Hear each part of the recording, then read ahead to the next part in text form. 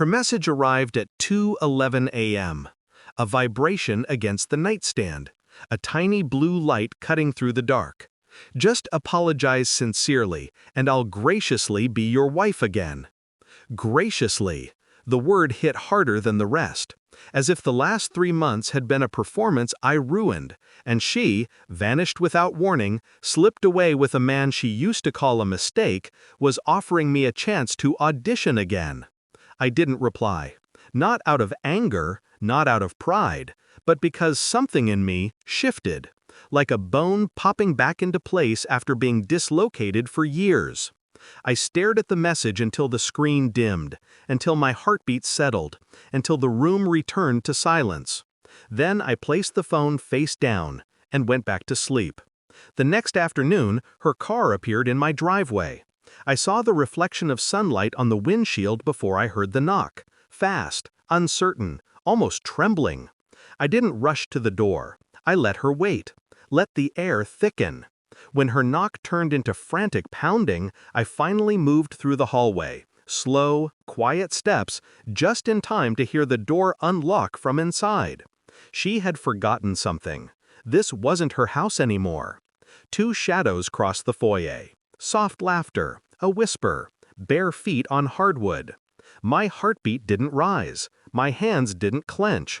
I simply stepped into the frame of the hallway as they opened the front door.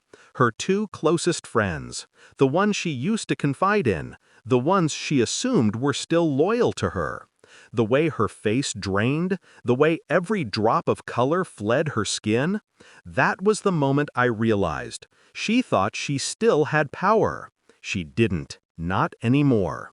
3 months earlier, her disappearance hadn't surprised me as much as the silence afterward. No shouting, no explanations, no theatrics, just empty drawers and a wedding ring left on the kitchen counter like a receipt. I didn't break, I didn't beg, but the quiet was loud. Every room still held the last shape of her existence. Her perfume in the closet, a half-finished novel on the bedside table, a mug with lipstick dried on the rim. Shadows of a life that wasn't mine anymore. I didn't know about the ex-lover at first. I only knew that she erased herself with precision, like she planned this, like she'd rehearsed leaving. People whispered, her friends avoided eye contact, her sister stuttered when I asked harmless questions. Little fissures of suspicion formed, spreading slowly through my days. A wrong name mentioned by accident, a timeline that didn't match, a phone bill with calls I didn't recognize. But betrayal has a smell, faint at first, then unmistakable. My silence wasn't weakness, it was observation, and I saw everything. I didn't confront, I collected. Phone records, bank statements, travel receipts that didn't belong to us, and eventually, photographs. Her walking beside him, her staying with him, her laughing in a way she hadn't laughed with me in years. But I didn't react. Instead, I cleaned the house, repainted the walls, changed the locks. I documented everything, filed it neatly, and handed the evidence to the right people. Not to ruin her, but to free myself. Cleanly, quietly. During those months, her friends kept checking on me. At first out of pity, then out of something else. Curiosity perhaps, guilt, or maybe they simply saw the truth before she realized she was losing control. We talked, we pieced together timelines, we realized how much she'd manipulated all of us. And they stayed, not for drama, but because betrayal has a gravity that pulls wounded people into the same orbit. While she played house with her resurrected fantasy, I rebuilt my world with calm precision. I didn't chase her. I didn't fight for her. I prepared to live without her.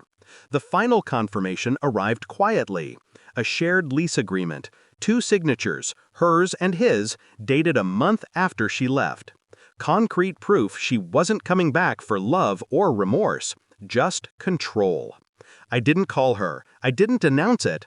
But I did send one message. Please send a forwarding address for pending documents. Formal, empty, distant. Her response came 2 days later.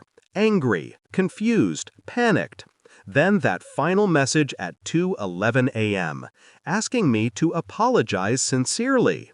Apologize? For what? For living calmly after she abandoned me? For not collapsing? For not worshiping her absence the way she expected? No. I owed her nothing. Now, standing at the doorway as her best friends opened it, she understood. She wasn't the center anymore. They looked at her with the same heaviness I once did. Not cruel, not triumphant, just done. She pushed past them, storming toward me. "Why are they here?" she demanded, voice trembling. "They live here," I said. Quiet, final. Her breath hitched, her pupils shrank. The reality settled like frost on her skin. It wasn't romantic, it wasn't intimate, it was logistics. Her power evaporated right in front of her. The narrative she'd rehearsed, the apology she expected, the control she assumed she still had. Dawn. She looked at me as if searching for the version of me she once manipulated. The man who would bend, break, beg. I wasn't him anymore. I watched her eyes glisten, watched the panic twist her mouth, watched her realize she had miscalculated everything. No satisfaction, no revenge thrill, just clarity. "You replaced me," she whispered. I shook my head. "No," I said. "I outgrew you." She staggered back, breath caught in her throat. I walked past her, opened the door, and waited. She stepped outside slowly, like someone realizing the world had flipped without her permission. I closed the door behind her. Quiet, certain, final. Some endings don't require fury, just a man who finally stops bleeding.